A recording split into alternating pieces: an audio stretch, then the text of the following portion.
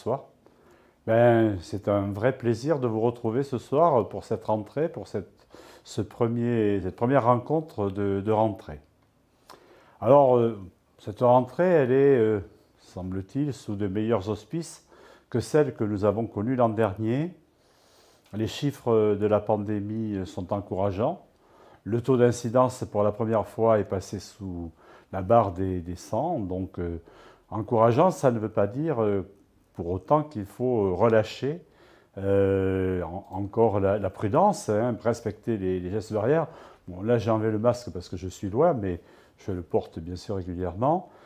Bien sûr, et on y reviendra, encourager la vaccination parce que la solution, c'est la vaccination. Lorsque nous aurons atteint l'immunité collective, les choses iront mieux. Alors, bien sûr, ce que nous avons souhaité, c'est que malgré la pandémie, nous puissions nous retrouver. Nous puissions nous retrouver. C'est la raison pour laquelle nous avons organisé le repas champêtre. Et bien sûr que ce repas champêtre, on n'a pas connu la fréquentation qu'il avait les autres années.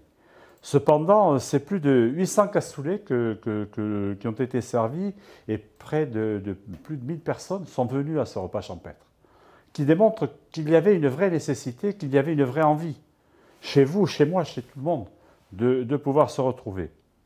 De la même façon, plus de 7000 spectateurs ont assisté au feu d'artifice du 14 juillet. Alors naturellement, on a fait un espace qui était un espace sur lequel on ne pouvait pénétrer qu'avec le pass sanitaire, les autres espaces étant libres. Mais il y a eu là aussi une vraie envie des Blagnacaises et des Blagnacais d'avoir un moment sympathique. En plus, on a eu un très très beau feu d'artifice. Et au bout du compte, on se rend compte que ça n'a pas créé un quelconque cluster. De la même façon, nous avons eu les 9 semaines d'activité qui ont permis à ces jeunes Blagnacais qui partent pas en vacances ou qui partent pas longtemps de pouvoir se retrouver là aussi. Bien sûr, la fréquentation n'a pas été la fréquentation habituelle. Tout de même, 22 000 visiteurs avec des montées à 500 visiteurs par jour. Le forum des associations.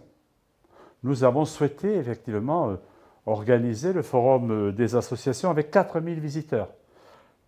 Ça, pourquoi je vous dis cela? Je vous dis cela parce que nous sommes en train de nous habituer à vivre avec la pandémie. Nous avons compris que ça n'allait pas être réglé demain, mais que ce n'est pas pour autant qu'il ne fallait pas continuer à revivre, continuer à nous retrouver, continuer à repasser de bons moments ensemble. Et on voit aussi du point de vue de l'économie que les choses sont en train de s'accélérer et de mieux fonctionner. Dans ce contexte, bien sûr, il y a eu la rentrée des écoles. Et je voudrais vous dire mon sentiment et mon ressenti. J'ai bien sûr, naturellement, le jour de la rentrée, été dans toutes les écoles primaires de la ville. Et j'ai ressenti une envie de la part des enseignants, des directrices et des directeurs d'école, une envie, un plaisir de retrouver les élèves, de retrouver les enfants, une envie de recommencer à accueillir ces gamins. Et il n'y a pas eu de questionnement sur tel ou tel problème. Non, non, non. Il y a eu vraiment, monsieur le maire, on a envie de démarrer sur ces écoles. Je voulais le partager avec vous parce que malheureusement, quand on allume la télé, et quelle que soit la chaîne, et notamment les chaînes d'infos, on a l'impression que la rentrée, c'est la catastrophe. Non, ce n'était pas tout à fait ça. Je pense à un moment qu'il faut rétablir les choses. Alors, de façon plus prosaïque, on accueille 2300 enfants dans nos écoles. D'ailleurs qu'on a des effectifs qui sont stables, hein. On n'a pas eu de croissance telle qu'on l'avait envisagé à un moment, mais on a une stabilité des effectifs. On a une classe pour les enfants en difficulté scolaire, on appelle ça une classe Ulysse, qui a été ouverte. On a des recrutements d'éducateurs spécialisés pour renforcer les ALAE. On a recruté 6 éducateurs spécialisés parce que, il faut le constater, hein, je le disais tout à l'heure, il y a une montée des enfants qui sont de plus en plus en difficulté, qu'il faut encadrer davantage, d'où la nécessité de cela. Et nous avons aussi revisité l'accompagnement de l'aide aux devoirs. Et il y a 3 formules qui sont possibles. Et je vous propose, cher Blagnaquais, de vous rapprocher des écoles pour voir, et pour un accompagnement aux devoirs scolaires, adapté à votre enfant, de prendre contact avec les écoles pour regarder quel est le système qui fonctionne le mieux. Voilà, donc vous le voyez, oui, la pandémie a été là, oui, l'été a été là, mais nous avons souhaité, voulu, malgré tout, continuer à nous retrouver, à fonctionner. Et parallèlement à ça, bien sûr, nous avons des projets qui ont été engagés et des projets qui font leur chemin, qui avancent. Le groupe scolaire de l'Aérogare. Les travaux du groupe scolaire de l'Aérogare avancent. Ce groupe scolaire sera inauguré au mois enfin, je dirais à l'automne ou à l'été 2022, avec une ouverture en septembre 2022. C'est-à-dire que pour la prochaine rentrée, les enfants qui aujourd'hui sont dans l'école provisoire de l'Aérogare vont retrouver l'école définitive de l'Aérogare. Donc un projet qui avance, et je voudrais là féliciter les équipes de la ville qui suivent ce projet, qui accompagnent bien sûr les entreprises qui sont sur le chantier. Deuxième projet qui était attendu, compte tenu des près de 1000 élèves que nous avons au conservatoire, c'est donc le conservatoire qui lui aussi devrait être livré ou sera livré au printemps 2022. Donc un conservatoire adapté, plus grand, qui va permettre de retrouver tous les élèves de la musique, de la danse, et y compris de la School of Rock, à cet endroit avec ce même lieu. Donc la possibilité, là aussi, de mutualiser un certain nombre de choses, d'être encore plus efficace, et pour avoir rencontré, lors des visites de chantier, les responsables du conservatoire, je pense qu'il va véritablement répondre à ce qui était attendu. Autre chantier, lui aussi très très attendu, le bassin nordique de la piscine municipale de Blagnac. Alors pourquoi un bassin nordique? Bien sûr, on a eu l'occasion d'en parler, je voudrais y revenir très rapidement.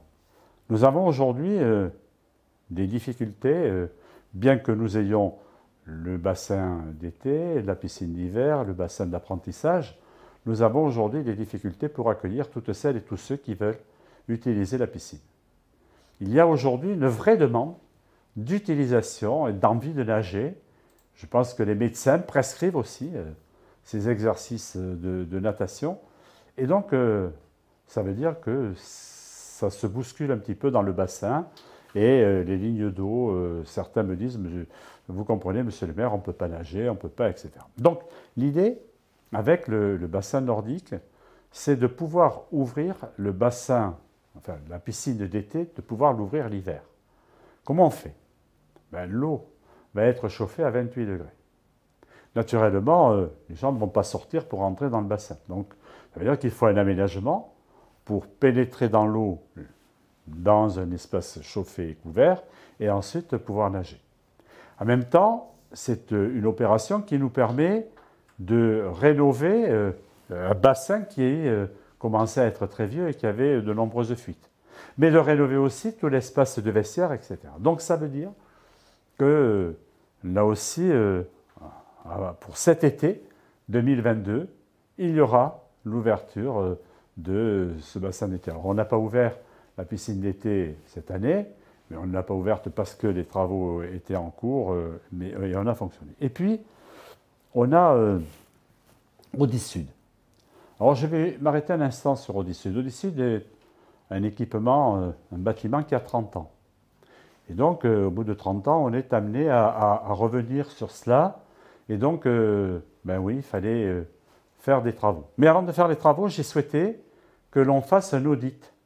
Un audit de la structure du bâtiment, un audit aussi de tout le dispositif lié à la cage, à ce qu'on appelle la cage de Seine. les décors, le plancher, etc. Et donc, il s'avère que l'audit fait que nous ne pouvons pas, nous devons faire plutôt un certain nombre de travaux immédiats pour assurer la sécurité du personnel, la sécurité des spectateurs. Et donc, ces travaux ils vont être engagés et Audisud va donc être, la salle d'Audisud va donc être fermée jusqu'au mois de février. Ça veut pas dire qu'il n'y aura pas de spectacle. Nous avons donc une programmation, et cette programmation, c'est une programmation dite hors les murs. Alors que nous avons, et je voudrais remercier ici mon ami le maire de Cornebarieux, puisque pas mal de spectacles se dérouleront à l'Aria, d'autres se dérouleront au Théâtre de la Cité, mais nous avons aussi le Petit Théâtre Saint-Exupère, nous allons avoir un chapiteau pour faire du spectacle de cirque, bref, ça n'est pas parce que Audisud sera fermé jusqu'au mois de février que nous n'aurons pas la possibilité de proposer aux Blagnacaises et aux Blagnacais une programmation, et cette programmation sera présentée dès la semaine prochaine pour que vous puissiez effectivement voir quels sont les spectacles. Sur les travaux, je voudrais juste terminer par le terminus partiel d'Audisud. Bien sûr, il a fait couler pas mal d'encre, il a donné lieu, vous l'avez vu, à un épisode un peu singulier au mois d'août avec des citoyens qui ont souhaité que les arbres ne soient pas abattus. Bref, pourquoi est-ce qu'on fait ça? Aujourd'hui, ce que nous voulons, c'est véritablement encourager l'utilisation du transport collectif et du transport en commun. Force est de constater que le tramway ne va pas suffisamment vite. En fait, aujourd'hui, les gens disent non, il vaut mieux prendre la voiture que prendre le tramway parce que c'est trop long. Et donc, Tisséo nous a fait une proposition, c'est de dire aujourd'hui le temps de passage est de 9 minutes, on peut passer à 4 minutes 30. Et on a dit ok, on va passer à 4 minutes 30. Et pour ça, il fallait réintroduire des rames. Mais on ne pouvait pas réintroduire des rames depuis le parc des expositions. La seule capacité qu'on avait pour introduire les rames, c'était à partir d'Audisud, d'où l'idée de faire un terminal partiel. Mais compte tenu de la valeur ajoutée en termes d'utilisation et d'attractivité du tramway, j'ai décidé de dire oui à Tisséo. C'est la raison pour laquelle on va avoir ça. Voilà, je voulais vous dire ça, mais bien sûr, nous avons pris l'habitude de répondre à des questions qui sont arrivées sur les réseaux sociaux et je vais donc me livrer à ces réponses-là. Mylène Cara me dit, mais attends, monsieur le maire, là, la taxe des ordures ménagères et la taxe intercommunale vont augmenter et pourtant, on me dit que vous allez modifier ou diminuer le service. Alors je voudrais, Mylène, vous dire que, bien sûr, c'est une responsabilité métropolitaine, mais je ne vais pas pour autant m'esquiver. Je pense qu'il est important de réduire tous les problèmes que l'on a aujourd'hui en matière écologique. C'est-à-dire que si on peut réduire le nombre de passages des camions de ramassage, il ne faut pas hésiter à le faire.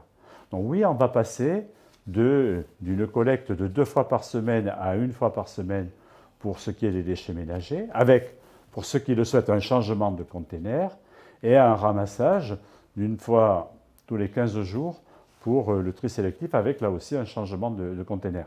L'objectif, c'est d'aller vers du déchet qui soit en réduction. Nous avons aussi des citoyens associés qui travaillent sur le zéro déchet. Il faut accompagner tout cela. Voilà, alors, et oui, parallèlement, aujourd'hui, le traitement des déchets, ça coûte cher. Et donc, c'est la raison pour laquelle on a une augmentation. Alors, Hubert Casadepax me dit, mais qu'est-ce que vous faites pour les moustiques? Ou plutôt, pourquoi vous n'avez pas de démoustification?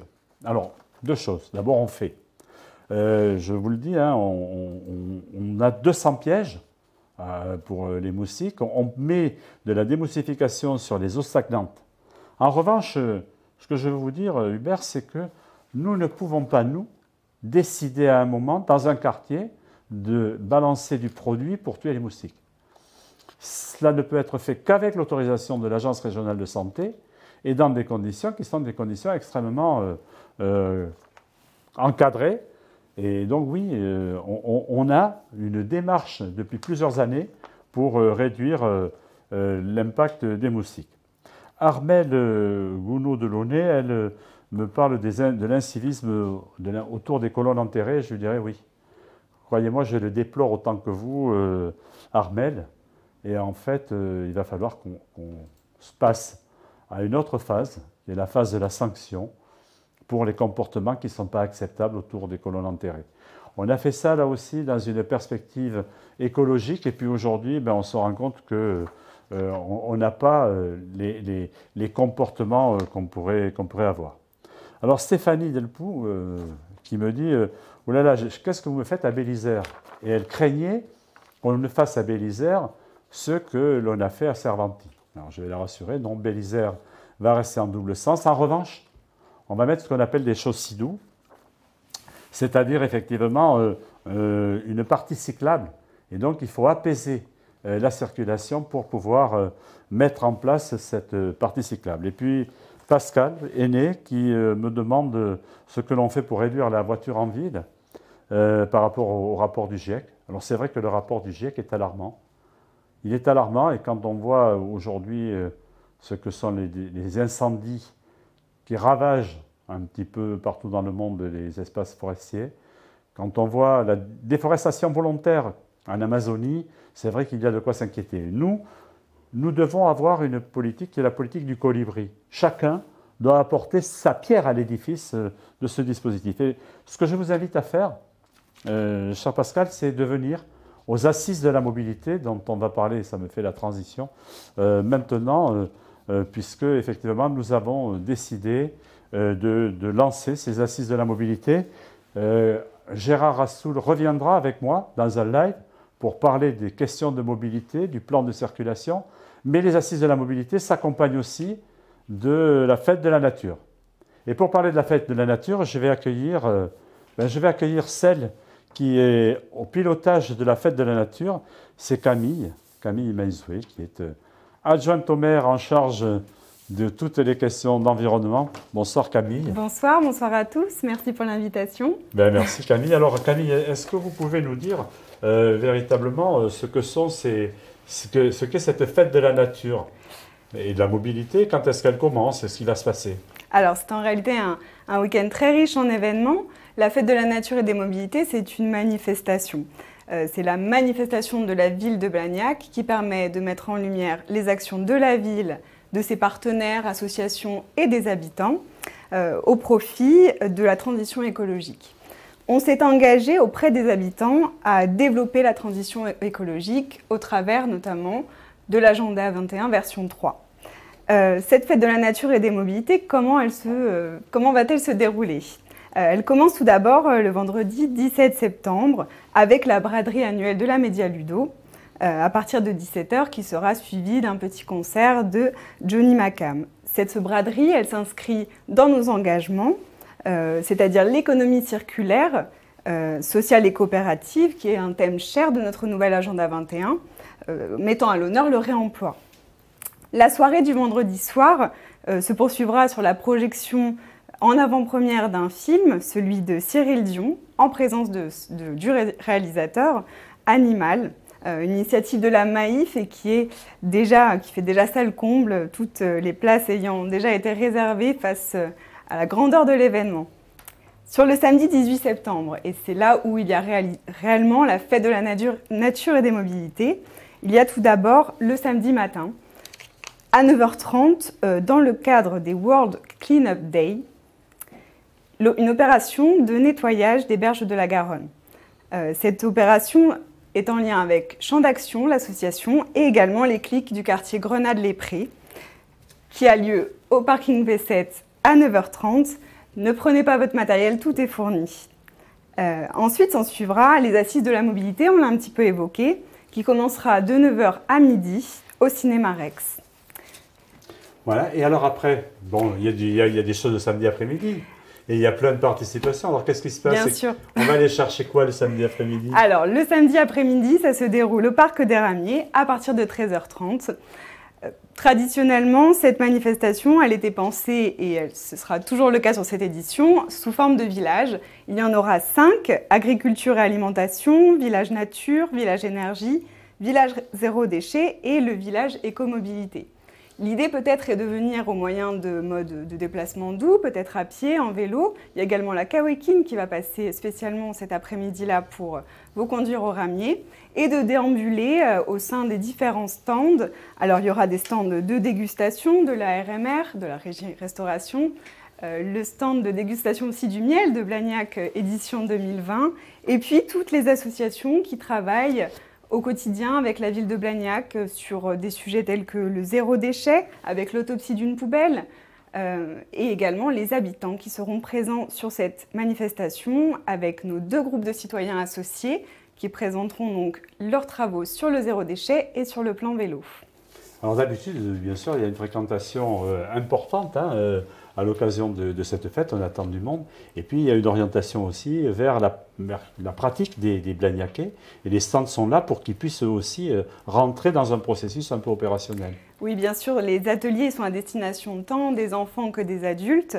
Ce sera des ateliers pratiques, ludiques, mais aussi quelques ateliers qui amèneront peut-être des débats et des nouvelles questions sur nos pratiques. La nouveauté aussi cette année, c'est qu'il y aura des spectacles et tout ça, c'est détaillé sur le site de la ville. Très bien. Alors en fait, on peut montrer peut-être, oui. Je vous laisse le faire, prospectus donc, qui détaille les assises de la mobilité du vendredi jusqu'au samedi avec le plan et l'ensemble des villages. Voilà. Donc, bon, au-delà des assises de la mobilité, vous pouvez juste nous dire quelques mots sur le travail qu'on a enclenché, sur l'agenda 21, sur tous ces processus qui s'inscrivent finalement en résonance avec ces assises de la nature. Voilà, comme je l'ai expliqué, cette fête de la nature, c'est un petit peu la manifestation du renouveau de l'agenda 21 qui est à sa 3e édition. L'agenda 21, il a été initié en 2010 sur la ville de Blagnac et c'est la feuille de route du développement durable depuis ainsi toutes ces années. Sur cette durée de 2021-2026, c'est un agenda 21 renouvelé qu'on a appelé Blagnac en transition et qui est co-construit entre les élus municipaux, les services de la ville, mais aussi les citoyens avec les clics qui sont moteurs, les appels à projets et évidemment les citoyens associés. L'adoption, elle est prévue avant la fin de l'année. Mais on a déjà communiqué sur les 8 thèmes qui sont donc déclinés dans plusieurs actions qui seront mises en œuvre et qui sont déjà mises en œuvre tout au long de ces années. Les thèmes sont transition énergétique, écomobilité, sensibilisation, éducation à l'environnement, les innovations sociales et sociétales, ça c'était les thèmes traditionnels qui ont déjà été développés. Mais on a aussi des nouveaux thèmes parce qu'ils n'ont pas encore été abordés ou pas encore sous cet angle, comme la biodiversité et le climat, on parlait, je crois, du réchauffement climatique. On y reviendra juste une seconde après. Le zéro déchet, les achats durables et l'économie circulaire, et enfin un thème qui sera un petit peu le fil vert de toute cette nouvelle agenda 21, qui est la santé-environnement et l'alimentation. L'ensemble de ces thèmes, ils seront donc déclinés sous forme d'actions et seront mis en œuvre tout au long du mandat, et ensuite il y aura évidemment un bilan, comme tous les autres agendas 21. Alors juste peut-être pour terminer, Camille, on a aujourd'hui pas mal d'alertes sur la disparition d'espèces d'animaux. D'ailleurs, le film de Cyril Dion est un peu sur ces questions-là. On a aussi, dans le cadre de la flore, des pertes. Et donc, que va-t-on faire sur notre agenda de la biodiversité? Alors, nous avons tout d'abord l'Atlas de la biodiversité, l'Atlas, pardon. qui a été construit sur les mandats précédents, qu'on va continuer à enrichir, et des actions fortes sur la biodiversité. L'idée, c'est de toujours parvenir à un équilibre, ne pas mettre de mesures qui viendraient détruire des espèces et mettre des mesures, au contraire, qui favorisent des espèces. On a relancé, par exemple, au printemps, notre campagne sur les hirondelles. C'est un exemple, mais on peut aller encore beaucoup plus loin, en préservant les espaces verts et en favorisant tout cet équilibre qui nous sera donc guidé par notre Atlas de la biodiversité qu'on relance. Écoutez Camille, merci beaucoup. Je crois que c'était important qu'on puisse expliquer tout cela aux Blagnacaises et aux Blagnacais.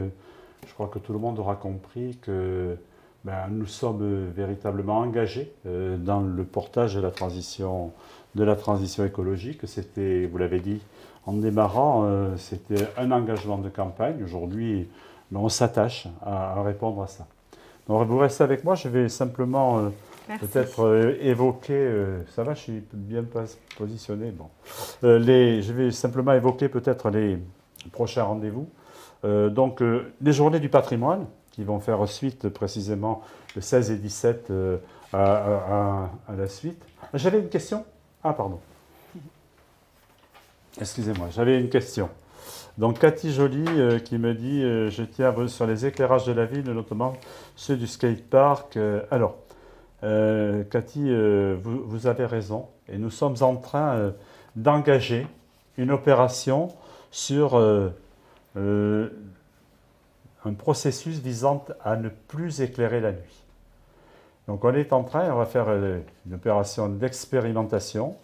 Donc c'est notre collègue Françoise de Chiapetta qui pilote cette opération. On a déjà un certain nombre de dispositifs qui sont en place. On va regarder, il y a des endroits où effectivement on ne va pas supprimer l'éclairage, mais on va regarder les points sur lesquels on peut supprimer, voire réduire, voire moduler. Donc oui, vous avez raison, on a été très sensible comme vous à cela, et donc on va enclencher ça, et nous aurons l'occasion de vous présenter les expérimentations. On fera ça en 2 temps, première moitié de la ville, et puis deuxième moitié, Camille qui est là, a bien sûr été elle aussi très, très prenante. Remettre les jeux pour enfants à l'école maternelle Saint-Exupéry. Oui, bon, ben écoutez, merci de me rappeler et de me réinterpeller sur cette question. Donc, dès demain matin, je vais regarder pourquoi on n'a pas remis cela. Mais bien sûr, vous avez raison, il faut le faire. Et puis ensuite, on me dit les travaux. Bon, on me parle des travaux du parc. Alors, je pense effectivement que, comme toujours, hein, quand on choisit de faire des opérations, on va accueillir, je vais en parler après, le Festival des Lanternes. Il fallait que l'on aménage le parc du Ritouré. Bon, alors, si, ce que je comprends dans votre question, c'est que vous n'avez pas été forcément prévenu et qu'il y aurait des accès dangereux sur le parc. Écoutez, on va s'en inquiéter. On a un chef de projet, on a les équipes de la ville qui travaillent. C'est vrai que parfois, il faut qu'on dise à des entreprises d'être plus respectueuses de ce qui doit être fait en matière de sécurité, en matière d'intervention. Donc oui, vous avez raison de rappeler ça, Romy. Et donc, je vais effectivement m'en enquérir pour qu'on dise aux entreprises de faire en sorte que ces questions de sécurité soient traitées et soient réglées. Voilà, donc je crois avoir répondu aux questions. Donc, je reviens sur les événements futurs. Donc, je disais que nous avions les journées du patrimoine le 18 et le 19. Donc, là aussi, un programme tout à fait intéressant, lié à ce que l'on a vu sur la nature et la mobilité. Donc, c'est intéressant. On a repris depuis le vendredi 10, on a repris Noctambus. Noctambus, c'est ce qui permet effectivement à celles et ceux qui souhaitent aller sur Toulouse sans prendre leur véhicule, parce que parfois c'est compliqué, ou de se garer, ou parfois d'avoir fait un peu la fête et puis de rentrer. Donc voilà, c'est redémarré. Nous avons le 9 et le 10 aussi octobre, la semaine du sport santé. Et nous aurons aussi Toulagnac court et marche sur cette période-là. Et donc voilà, ça repart. Je vous l'ai dit tout à l'heure, hein, on repart comme avant, on s'adapte et on apprend à revivre. La patinoire est réouverte, donc avec un tarif de lancement à 3,50 €. Là aussi, oui, il faut redynamiser tout cela. Et puis, bien sûr, on a évoqué à l'instant, on se prépare et on prépare ce grand événement des mois de décembre et janvier que sera le Festival des Lanternes. Une autre façon de rencontrer la culture de l'Empire du Milieu. D'ores et déjà, les artisans chinois sont sur place. Ils sont en train de préparer les différents tableaux de ce Festival des Lanternes. Et bien sûr, nous serons, je pense, tous très heureux de pouvoir profiter de ce qui va se passer. Alors oui, bien sûr, ça se passe à Blagnac. Vous l'avez compris, c'est un événement qui dépasse largement les frontières de notre ville, les frontières de notre département ou de notre région, puisque c'est un événement d'ampleur nationale pour le moins, voire internationale. Voilà, je m'aperçois qu'il est 19 heures précises. J'ai l'impression véritablement que nous tenons le timing de façon absolument précise.